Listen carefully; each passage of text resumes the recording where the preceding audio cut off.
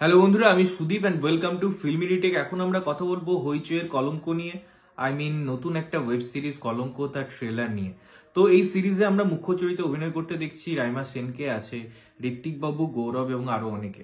তো এই ট্রেলারটা আমার কেমন লাগলো? সত্যি বলতে এই ট্রেলারটা আবার একটা হইচইয়ের ওয়েব সিরিয়াল, এবং রাইমা সেন যেরকম কাজ করেন বা তার কাজের মধ্যে যখন কথাবার্তা আসে, সেই কাজগুলো মোটামুটি একই রকম, শুধু চরিত্রের নাম বদলায়। তাছাড়া চরিত্রের প্রেজেন্টেশন বা তার ধরন, তার বক্তব্য, তার ক্রাফট, কোনোটাতেই আমার মনে হয় রাইমা সেন সেরকম ভাবে ওয়ার্ক করে না, এবং আজ পর্যন্ত তো আমি দেখিনি। সব কাজে এখন আমার মনে হয় তিনি একই রকম কাজ করেন। এটাও সেরকমই লেগেছে, তার যে ক্যারেক্টার সেটার যেরকম এখানে ব্যাখ্যা হয়েছে। তার থেকেও বড় কথা, এই যে একজন ক্রিয়েটার আছেন যার নাম হচ্ছে সাহানা দত্ত, তিনি এত খাজা ক্রিয়েটার এবং তিনি যতগুলো কাজ করেন সেগুলো দেখবেন এইরকম নারী কেন্দ্রিক সিরিয়াল বা এই ধরনের জায়গায় তিনি বেশ এরকমই কাজ করতে পছন্দ করেন। তার এটা কমফোর্ট এরিয়া, এবং সেই কমফোর্ট এরিয়া থেকে তিনি কোনোদিনই বেরোতে পারেন না, এবং আমার মনে হয় সেটা কোনোদিন পারবেনও না। কেননা সমস্ত কাজ আপনি উঠিয়ে নেবেন।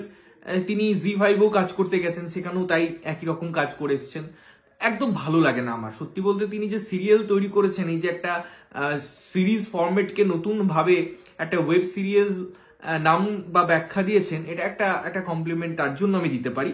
আদারওয়াইজ আমি তাকে দিতে পারি না। কেন তাকে হইচই কাজ করায় সত্যি আমার জানা নেই, এবং আমি সেটা জানার চেষ্টাও করছি না। এই কাজটা আমার থার্ড ক্লাস লেগেছে, সেটুকু বলার জন্যই কথা হলো বলা।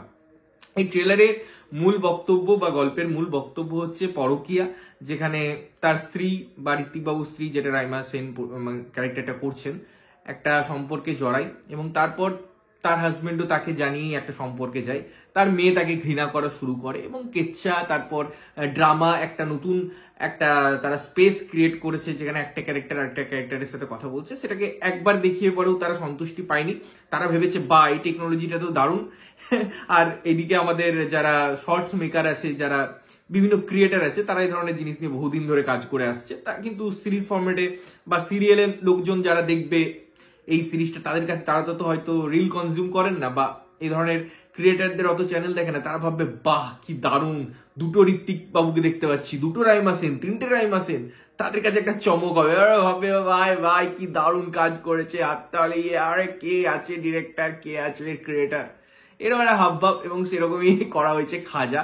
এবং সত্যি বলতে প্রেজেন্টেশনের ধরন হোক, তার বক্তব্য হোক, আমার খুব বিরক্ত লেগেছে এই পার্টিকুলার ট্রেলারটা দেখতে। এবং সত্যি বলতে আমি ঋত্বিক বাবুর জন্য আমার খারাপ লাগছে যে তিনি কেন এই ধরনের কাজের পার্ট হচ্ছেন, সত্যি আমার জানা নেই। এবং ওভারঅল ট্রেলারটার মধ্যে বক্তব্য, তার যে গঠন এবং যে টেকনিক্যালিটিস এর আমি যদি কথা বলি, কোনোটাই সেভাবে আমার জন্য ওয়ার্ক করে না।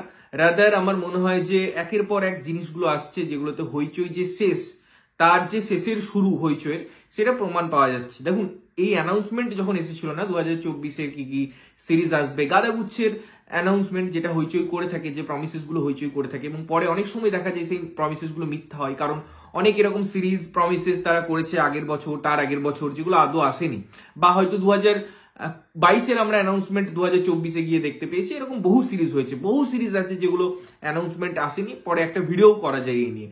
তো আমরা এবছরের অ্যানাউন্সমেন্ট দেখে বলেছিলাম যে না, একদমই স্যাটিসফাইড নয়। প্রত্যেকেই কথা বলেছিল এবং প্রত্যেকেরই সেটা মনে হয়েছিল, এবং দু একটা কাজ নিয়ে যদিও একটু এক্সপেকটেশন ছিল, সেই কাজগুলো দেখা যাচ্ছে আলটিমেটলি খাজা, এবং তার রেজাল্টও কিন্তু আমরা দেখতে পাচ্ছি। আমাদের কাছে তো মেসেজ আসে হইচই থেকে, এই সাবস্ক্রিপশন নিন, 3 মাসের ফ্রি প্যাকেজ, আইফোন ফ্রি, এই ধরনের প্রমোশন হইচইকে করতে হচ্ছে। এই বছর আমি কিন্তু এত অ্যাগ্রেসিভ প্রমোশন দেখছি হইচইয়ের, এরকম প্রমোশন হইচইকে করতে দেখিনি।